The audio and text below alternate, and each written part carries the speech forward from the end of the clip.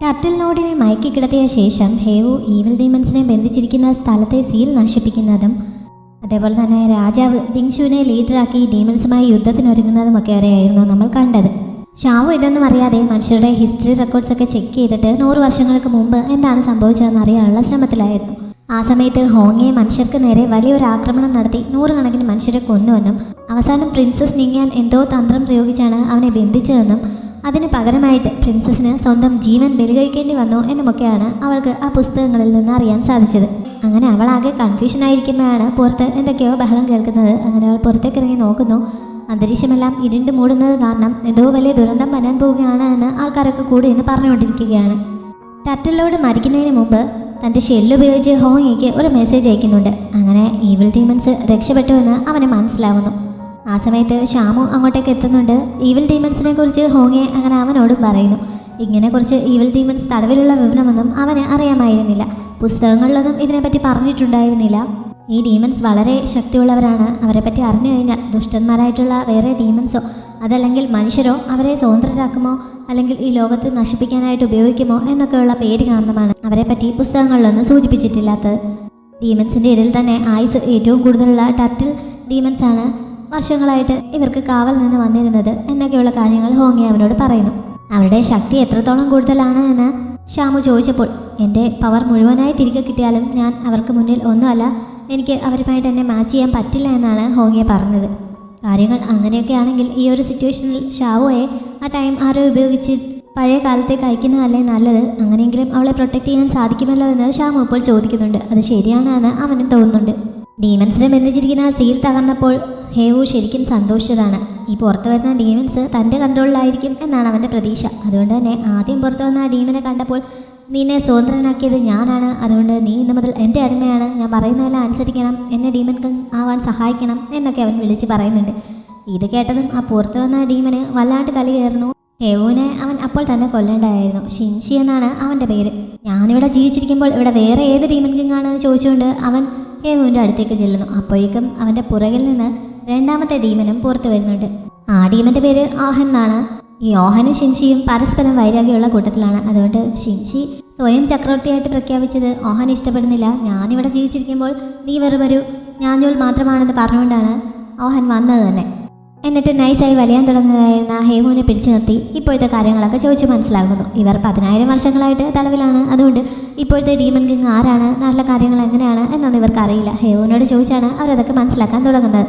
ഹോങ്ങയാണ് ഇപ്പോഴത്തെ demon king എന്ന് കേട്ടപ്പോൾ ഇവർക്ക് 3 പേർക്കും ഒരേപോലെ ഭയങ്കരമായ ദേഷ്യം വരുന്നുണ്ട്. അതിനെന്താണ് കാരണം എന്നറിയില്ല. എന്തായാലും 3 പേർക്കും ഹോങ്ങയെ തീരെ ഇഷ്ടമല്ല എന്ന് മനസ്സിലാവും.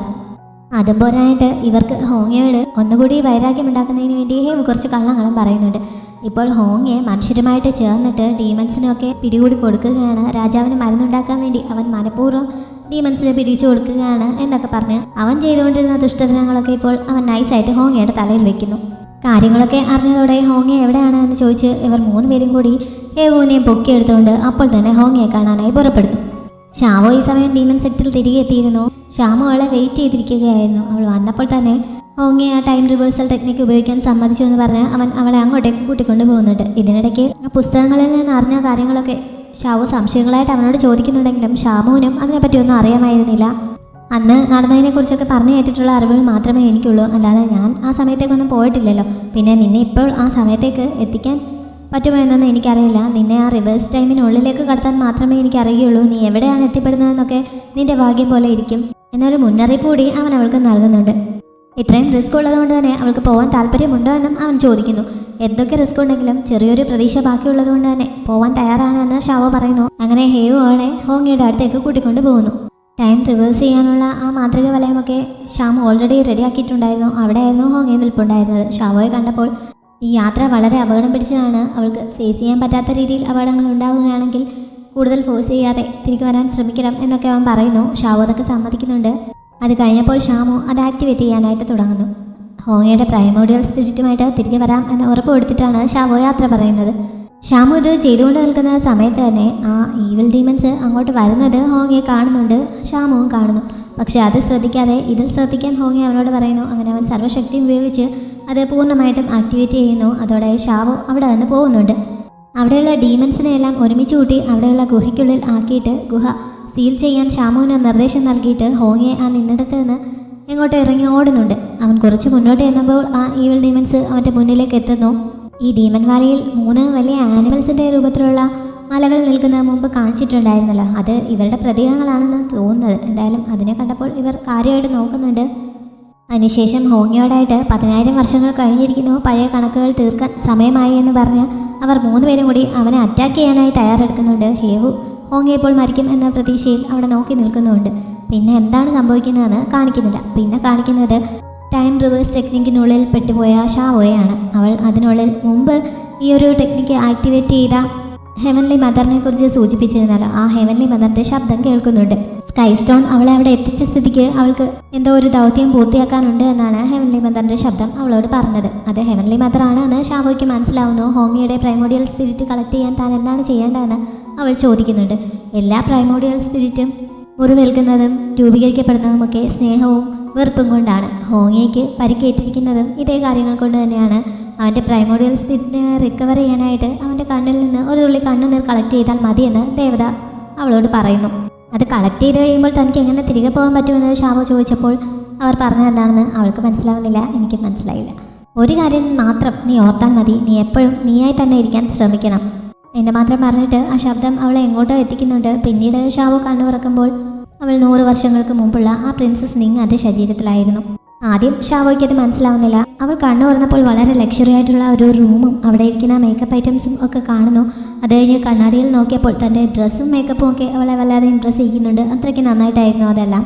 അത് കഴിഞ്ഞ് അവിടെയുള്ള ഒരു സെർവൻറ്റ് വന്നപ്പോഴാണ് താൻ പ്രിൻസസ് ആണ് എന്നുള്ള കാര്യം അവൾ അറിയുന്നത്. അത് അറിഞ്ഞു കഴിഞ്ഞപ്പോൾ പിന്നെ പ്രിൻസസ് നിങ്ങാൻ്റെ ക്യാരക്ടർ എങ്ങനെയാണ് എന്നൊക്കെ ഷാവോ ആ സെർവൻറ്റിനോട് തന്നെ ചോദിച്ച് മനസ്സിലാക്കുന്നു. കൂടുതൽ സമയം മുറിക്കുള്ളിൽ തന്നെ ഒതുങ്ങിക്കൂടിയിരുന്ന് എന്തെങ്കിലും പുസ്തകം വായിക്കുകയോ അല്ലെങ്കിൽ വരച്ചുകൊണ്ടിരിക്കുകയോ ഒക്കെ ചെയ്യുന്ന ഒരു പ്രകൃതമാണ് ഈ പ്രിൻസസ് നിങ്ങാൻ്റേത്. മുറിക്ക് പുറത്തേക്ക് അങ്ങനെ അധികം ഇറങ്ങാറില്ല. സ്വർണവും വെള്ളിയും പോലെയുള്ള ആഡംബരങ്ങളോടൊന്നും പ്രത്യേകിച്ച് താല്പര്യമൊന്നുമില്ല എന്നൊക്കെയാണ് സെർവൻറ്റ് പറഞ്ഞത്. ചെറുപ്പം മുതലേ ഈ പ്രിൻസസ് ഇങ്ങനെ തന്നെ ആയിരുന്നുവെന്ന് ഷാവോ ചോദിച്ച് മനസ്സിലാക്കുന്നുണ്ട്. അങ്ങനെ അല്ലായിരുന്നു. അവിടുത്തെ രാജാവിന് ഏതോ സെർവൻറ്റിലുണ്ടായതാണ് ഈ പ്രിൻസസ് നിങ്ങാൻ. അതുകൊണ്ട് തന്നെ രാജാവ് ആ മകൾക്ക് വലിയ ഇമ്പോർട്ടൻസ് ഒന്നും കൊടുത്തിട്ടില്ല. വർഷത്തിൽ ഒരിക്കൽ പോലും ഈ പ്രിൻസസ് അവളുടെ അച്ഛനെ കണ്ടിട്ടില്ല. അതൊക്കെ കൊണ്ടാണ് ഇങ്ങനെ സൈലൻ്റായി മാറിയെന്നാണ് കേട്ടിട്ടുള്ളത് എന്നൊക്കെ ആ ജോലിക്കാരി അവളോട് പറയുന്നു. പ്രിൻസസ് നിങ്ങാൻ്റെ വലിയ പ്രതീക്ഷയൊന്നും ഇല്ലാത്ത ലൈഫാണെന്ന് ഷാവോയ്ക്ക് മനസ്സിലാവുന്നുണ്ട്. പിന്നെ പ്രിൻസസിനെ പണ്ട് മുതലേ കാണാൻ ഇങ്ങനെ തന്നെ ആയിരുന്നുവെന്നും അവൾ ചോദിച്ച് മനസ്സിലാക്കുന്നുണ്ട്. അതൊക്കെ കഴിഞ്ഞാണ് ആ ജോലിക്കാരുടെ പേര് അവൾ ചോദിക്കുന്നത്. മോസുയി എന്നാണ് അവളുടെ പേര്. മോസുയിക്ക് സംശയമൊന്നും തോന്നാതിരിക്കാൻ വേണ്ടി താൻ വെറുതെ അവളെ ഒന്ന് ടെസ്റ്റ് ചെയ്യുന്നതിന് വേണ്ടിയിട്ട് ഇങ്ങനെയുള്ള സംശയങ്ങളൊക്കെ ചോദിച്ചതാണ്. കാര്യങ്ങളെല്ലാം അവൾക്ക് അറിയാമോ എന്ന് ടെസ്റ്റ് ചെയ്തതാണ് എന്നൊക്കെ പറഞ്ഞ് ഷാവോ കാര്യങ്ങൾ സ്മൂത്തായിട്ട് ഹാൻഡിൽ ചെയ്യുന്നുണ്ട്. പിന്നെ ഷാവോയ്ക്ക് അറിയേണ്ടിയിരുന്നത് ഡീമൻസിനെ പറ്റിയായിരുന്നു. അതിനെപ്പറ്റി ചോദിച്ചപ്പോൾ തന്നെ ഡീമൻസിനെ കുറിച്ച് അവിടെ സംസാരിക്കരുത്, മുമ്പൊരു തവണ ഡീമൻസിനെ സപ്പോർട്ട് ചെയ്ത് ഈ പ്രിൻസസ് സംസാരിച്ചതുകൊണ്ട് രാജാവ് ഇപ്പോൾ അവളെ തടവിലാക്കിയിരിക്കുകയാണ്. മുറിക്ക് പുറത്തേക്ക് ഇറങ്ങാൻ പോലും പെർമിഷൻ ഇല്ല എന്നൊക്കെ ഷാവോയ്ക്ക് അറിയാൻ കഴിയുന്നു. ഇങ്ങനെ മുറിയിൽ തടവിലാണ് എന്നൊക്കെ അറിഞ്ഞപ്പോൾ ഷാവോയ്ക്ക് അടങ്ങിയിരിക്കാൻ പറ്റുന്നില്ല. അവൾ നേരെ മുറി തുറന്ന് പുറത്തിറങ്ങാൻ തുടങ്ങുന്നുണ്ട്. പക്ഷേ മുറിക്ക് പുറത്ത് തന്നെ 2 കാവൽക്കാരുണ്ടായിരുന്നു. അവർ അവളെ പുറത്തേക്ക് പോകാൻ അനുവദിക്കാതെ തിരിച്ച് അകത്തേക്ക് തന്നെ കയറ്റി വിടുന്നു.